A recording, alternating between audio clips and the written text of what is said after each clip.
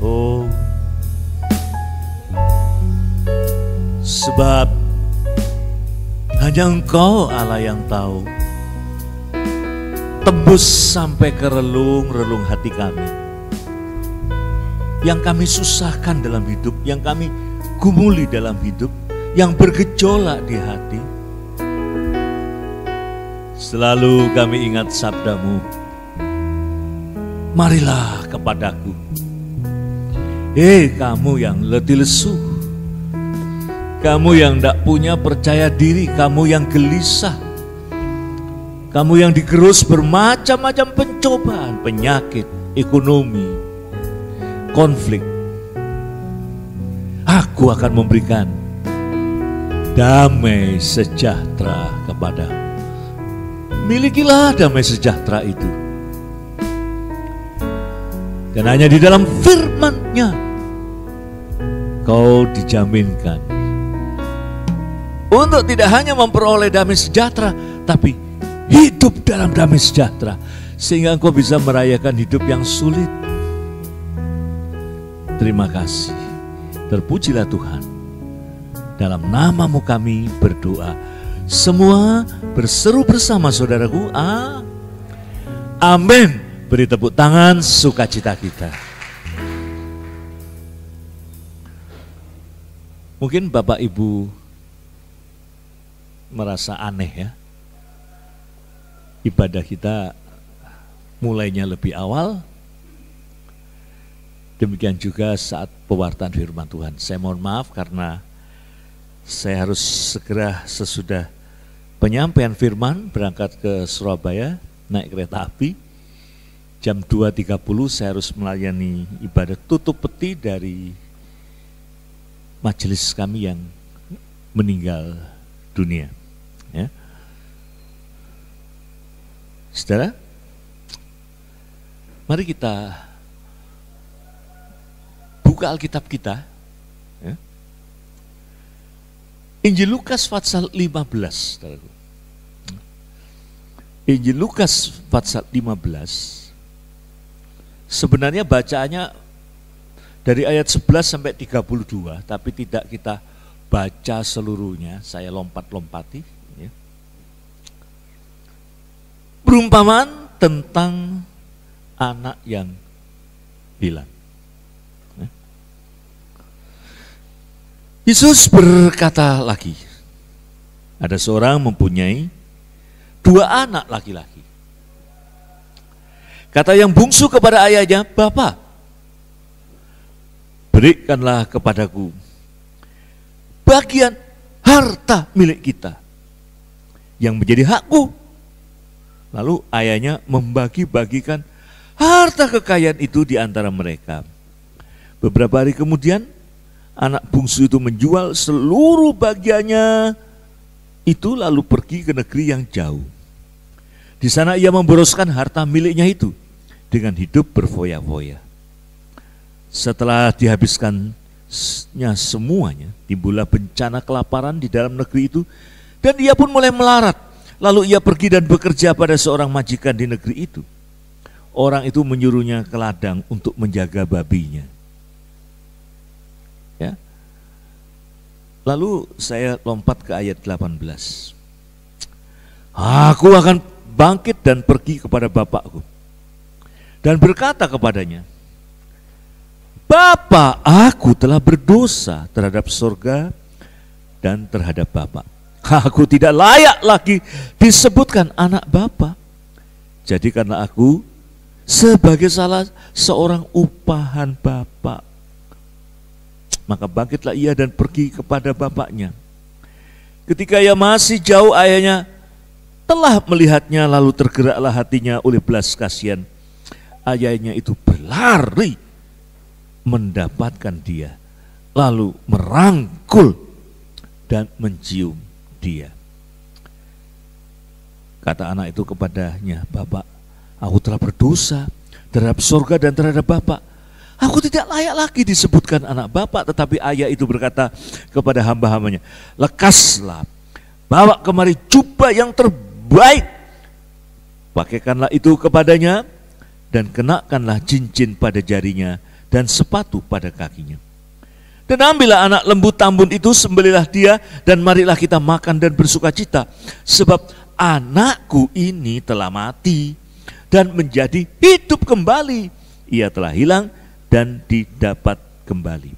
Maka mulailah mereka bersukaria. Tetapi anaknya yang sulung berada di ladang. Dan ketika ia pulang dan dekat ke rumah, ia mendengar bunyi seruling dan nyanyian dan tari-tarian. Ya. Maka ayat berikutnya, ayat 28, maka marahlah anak sulung itu dan dia tidak mau masuk. Lalu ayahnya keluar dan berbicara dengan dia. Tetapi ia menjawab ayahnya, katanya, telah bertahun-tahun aku melayani Bapak dan belum pernah aku melanggar perintah Bapak. Tetapi kepadaku belum pernah Bapak memberikan seekor anak kambing untuk bersukacita dengan sahabat-sahabatku. Tapi baru saja datang anak Bapak yang telah memboroskan harta kekayaan Bapak bersama-sama dengan pelacur-pelacur. Maka Bapak menyembelih anak tambun itu untuk dia. Kata ayahnya kepadanya, anakku, engkau selalu bersama-sama dengan aku, dan segala kepunyaanku adalah kepunyaanmu. Kita patut bersukacita dan bergembira karena adikmu telah mati dan menjadi hidup kembali.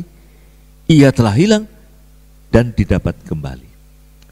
Saya beri judul khotbah pagi ini, 2 anak terhilang. Tidak 1, 2 anak terhilang dalam satu rumah. Yang satu terhilang karena tergiur oleh menariknya dunia ini. Ya wanita, ya teman-teman, ya harta, semua. Yang kedua, terhilang karena tersinggung dengan ayahnya sendiri. Nah, saya mulai dengan yang pertama, saudara-saudara. The greatest novel, cerita terbesar di dunia. Tanyakan pada bujangga, tanyakan pada sastrawan. Ia akan menunjuk anak terhilang ini. Sutradara Indonesia dulu, Teguh Karya, pernah mengangkatnya menjadi sebuah film. Ayah. Novel. Masih ingat dulu ada drama-drama anak terhilang. Ya. Babak pertama, babak kedua, babak ketiga, babak belur.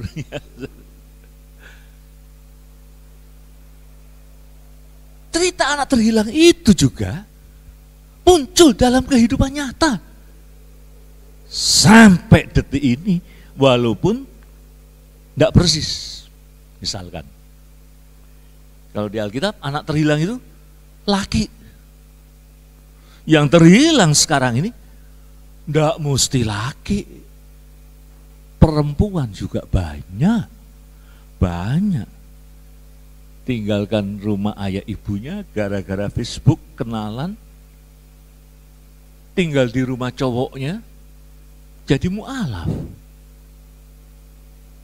Terhilang nggak? Terhilang.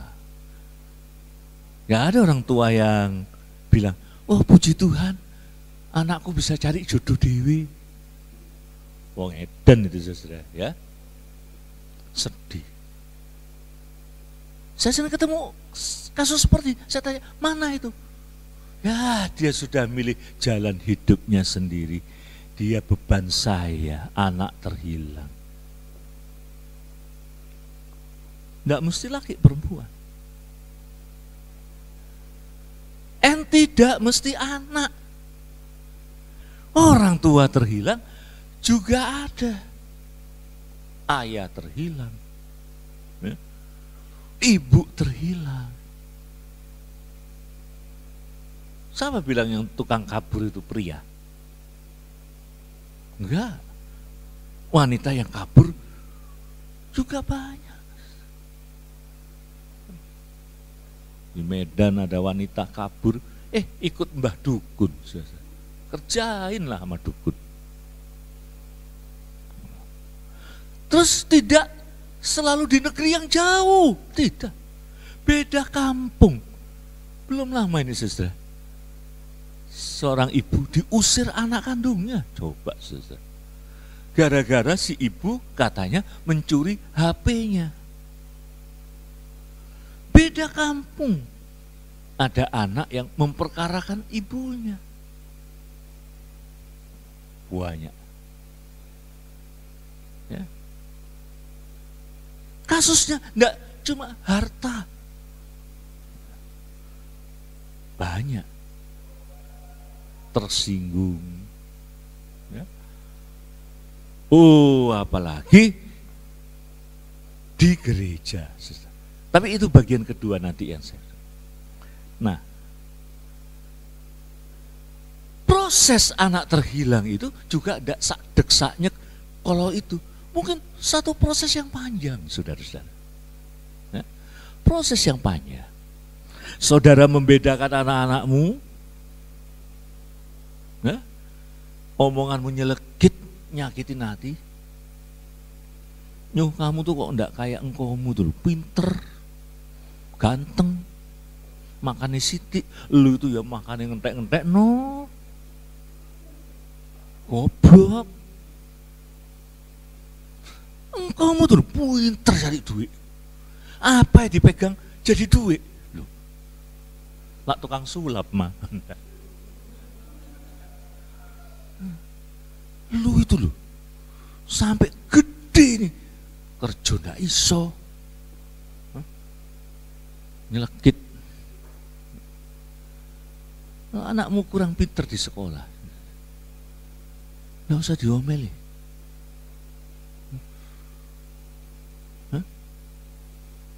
Saya barusan ketawa geli mendengar kisah Romo Eko yang kecilnya dijanjiin sepeda sama bapaknya, tapi matematikanya semakin dijanjiin semakin jeblok, sudah 3, 4, 3, 4. Cuma kakaknya aja yang dibeliin sepeda. Wah, panas, sudah. Marah. Dia sudah jadi romo, punya duit, sekarang dia balas dendam. Dia pulang kampung, dia bawa sepeda, dia kasih ke papanya. Ayah, ini sepeda untukmu, ndak usah tunggu matematika dapat 8.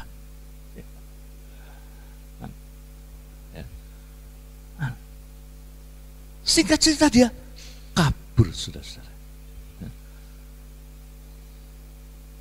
Catatan kalau orang sudah otaknya sudah kena duniawi, tawaran duniawi, etika ndak jalan. Itu urusan kewi, urusan harta kono gini, ndak jalan etika.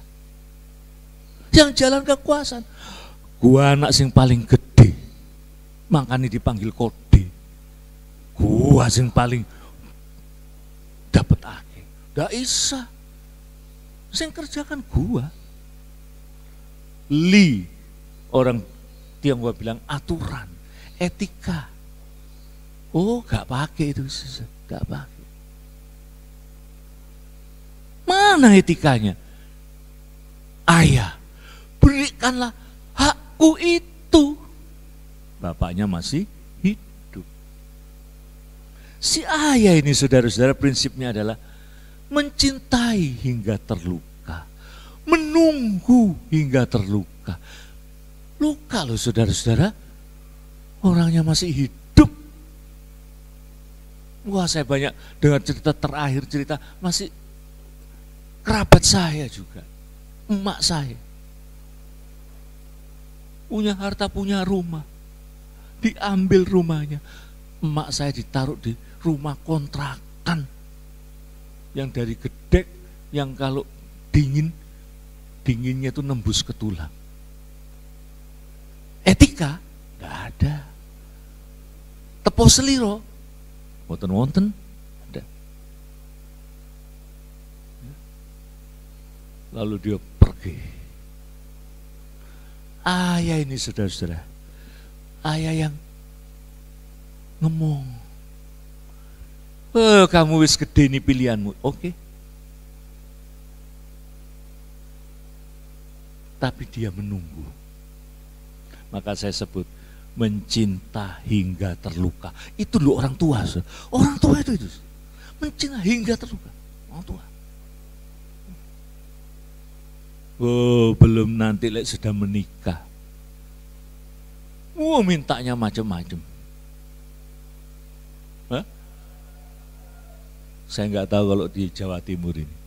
Kalau di Jawa Tengah itu populer istilah, wah nek wis kawin sing dituruti mek bojone dasar setan bantal. Ya, setan bantal sambil tidur istrinya berbisik. Ya. Nah, sampai terluka. Ya wis. Ini milikmu. Nggak tunggu komentar saudara. Nggak punya aturan.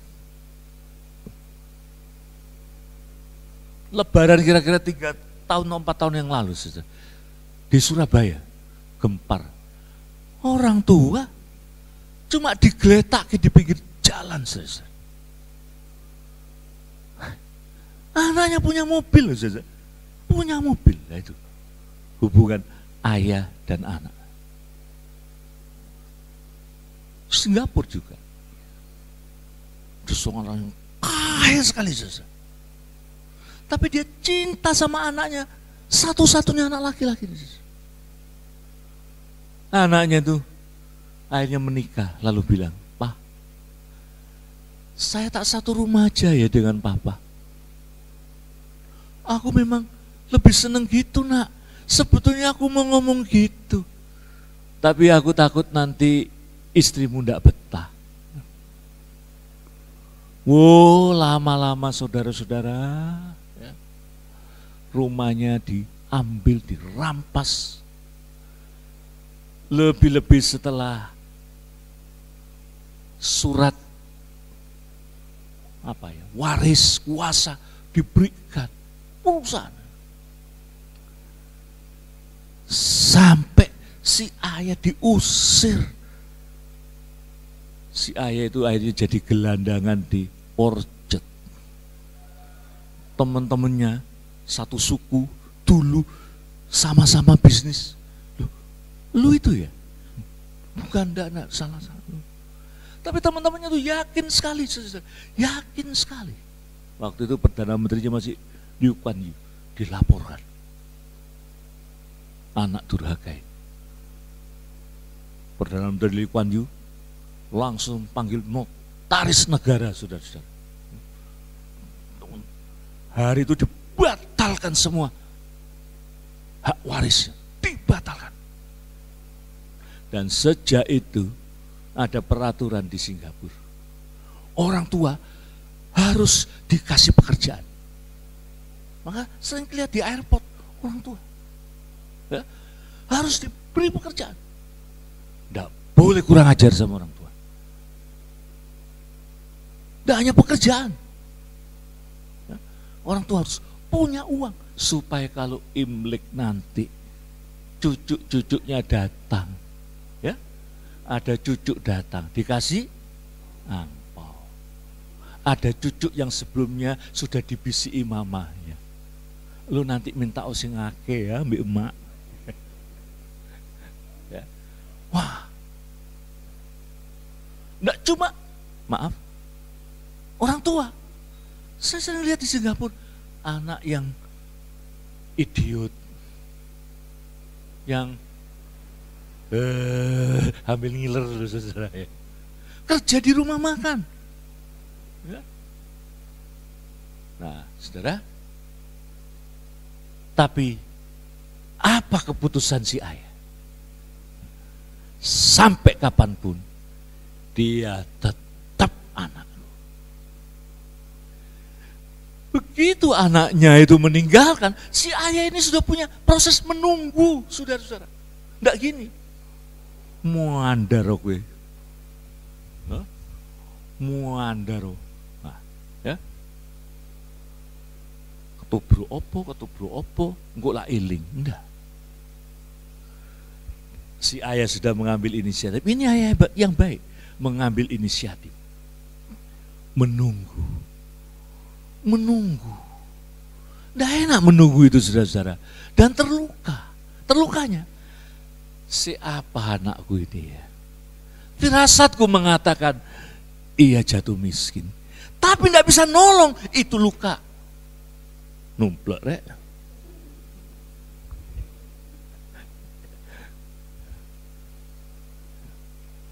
Dia mendengar selentingan, anaknya sakit. Tidak bisa menolong, itu luka. Tidak ada orang tua yang hore beneran. Terluka. Sampai anak itu sadar. The best place, the best kehangatan, kasih yang tulus. Dunia itu pura-pura semua.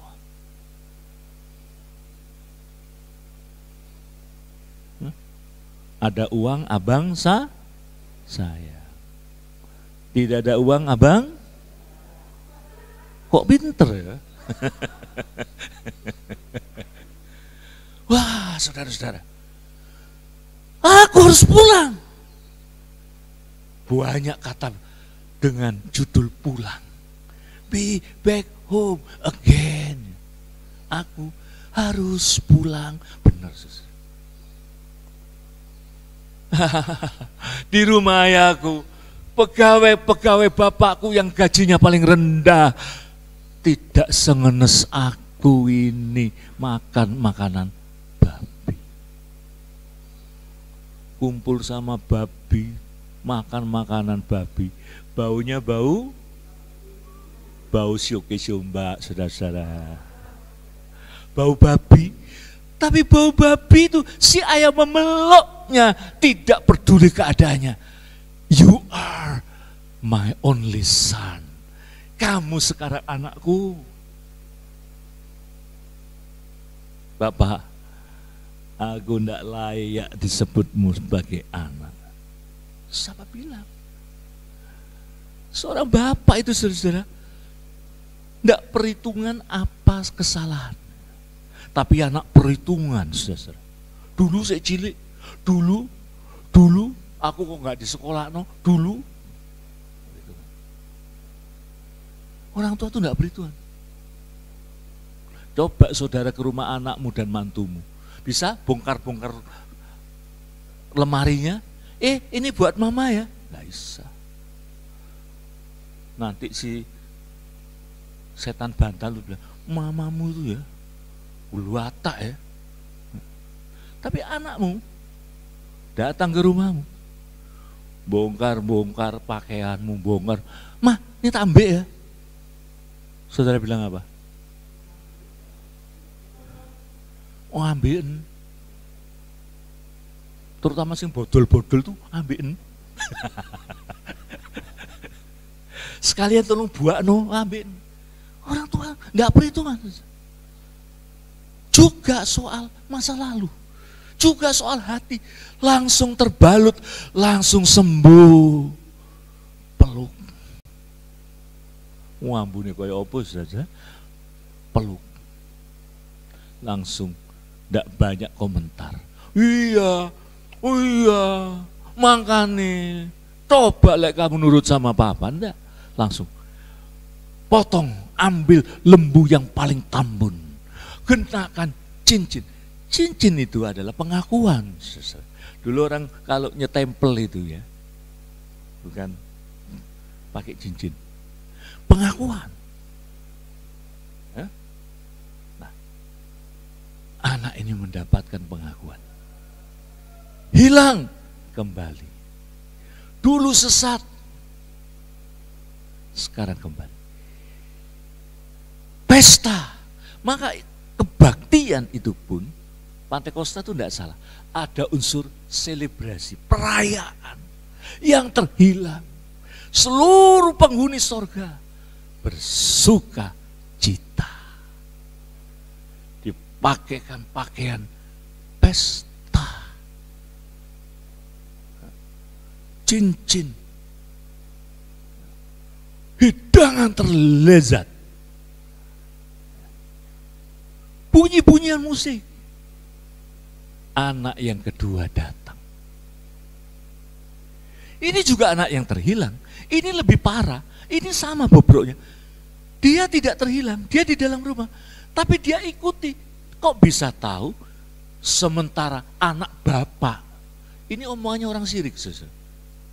Itu kan adiknya. Sementara adikku pulang. Enggak. Sementara anak bapak. Kira-kira lek didowo. Sementara anak bapak. Sing paling bapak eman, sing kurang ajar itu pulang. Padahal dia menghabiskan uangnya berboros-boros dengan pelacur-pelacur. Lah kok ngerti? Pikirannya sudah sama.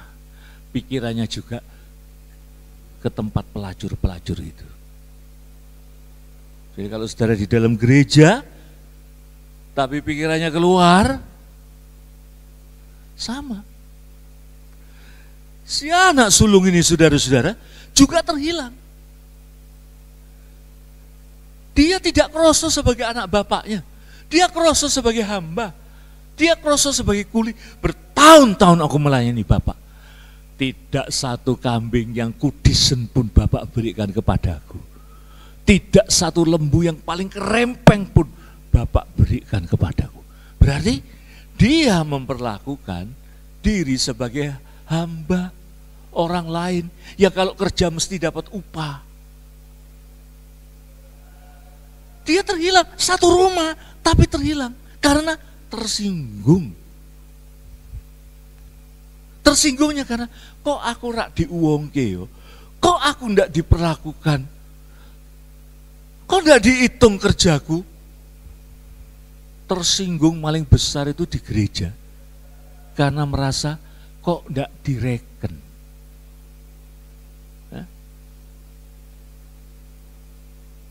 Aku wis habis-habisan nureken. Apa yang dia katakan? Padahal satu rumah loh saja. Satu rumah. Perhitungannya. Wah, saja. Tapi si bapak bilang, lu piye toh? Kaitakan satu rumah. You bisa minta, you bisa ngomong. Tapi kau enggak pernah ngomong. Tapi ya sudah, kita pesta bersama. Sekarang ini adikmu sudah pulang. Nah, dia mati, tapi hidup kembali. Ayo, cheer up. Poin yang saya mau tekankan adalah tersinggung merugikan kita. Tersinggung apalagi menyangkut pelayanan, apalagi menyangkut enggak diuwongke, apalagi menyangkut pandangan saya kok enggak diikuti. Oh, kalau anaknya orang kaya, kalau itu gembala tunduk, itu merugikan dirimu sendiri. Bu, saya banyak nemuin soal gini. Bu, ngomong seperti kepada seorang ayah bisa diselesaikan, bisa tidak ada masalah nggak diselesaikan. Bicara. Loh, kedudukanmu terhormat, anak sulung. Kenapa kamu tidak ngomong? Kenapa kamu tidak tegur adikmu? Kenapa? Kamu punya kedudukan terhormat sebagai anak sulung. Kamu berhak. Saudara pelayan, kedudukanmu terhormat. Pelayan Tuhan, dalam sebuah buku pelajaran dulu saya masih sekolah, itu disebut the highest position. Kedudukan tinggi. Anakmu bermain musik, itu imam, bukan pemain kayak di jalanan. Selamat pagi Bapak Ibu, selamat pagi. Deng, deng, deng. Imam. Bersihin alat musik itu imam. Perjanjian lama. Kedudukan yang mulia. Jangan hempaskan hanya karena sepotong tersinggung. Orang yang tersinggung itu orang yang paling sombong, susah. Dia akan kehilangan hak-hak. Dia akan kehilangan ya, hak. Ya. Katanya perjuangan Kartini membuat wanita haknya lebih tinggi dari pria. Dalam kurung menurut tukang sepatu. Tiwas seneng. Menurut tukang sepatu, bener nggak? Itu kalau urusan hak, itu kalau urusan tidak diuangke. Ini loh si bapak ini, bukan tidak diuangin, nggak dibapake. Tapi dia selalu damai. Itu urusannya di gereja itu, urusannya itu perpecahan gereja, urusannya itu. Loh saya yang mulai, loh saya yang perpuluhannya paling banyak, loh saya semuanya untuk gereja. Tidak usah dihitung itu. Itu di perjanjian lama korban bakaran yang begitu kena api, habis.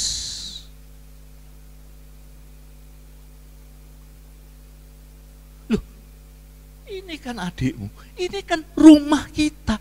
Dia memperlakukan rumahnya itu seperti apa, saudara? Tempat kerja. Ayahnya itu tidak dianggap sebagai ayah yang juga haus, yang juga rindu disapa. Pikirannya kerja melulu. Dan kalau kerja, upahnya mana? Ingat gak dulu zaman TVRI, ada Pak Oga. Ingat saudara? Apa bahasanya Pak Oga kalau dimintai tolong? Apa? Cepek dulu.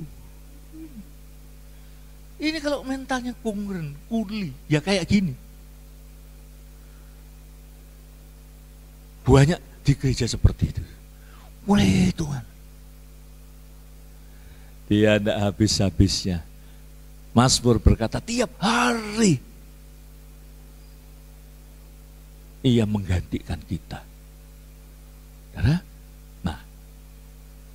saya tutup dengan kisah seorang anak kena leukemia di rumah sakit menjelang ajal saat terakhir, saling bertatapan mata dengan ayahnya.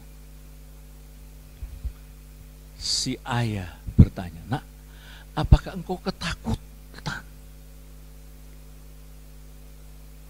Apa jawab si anak?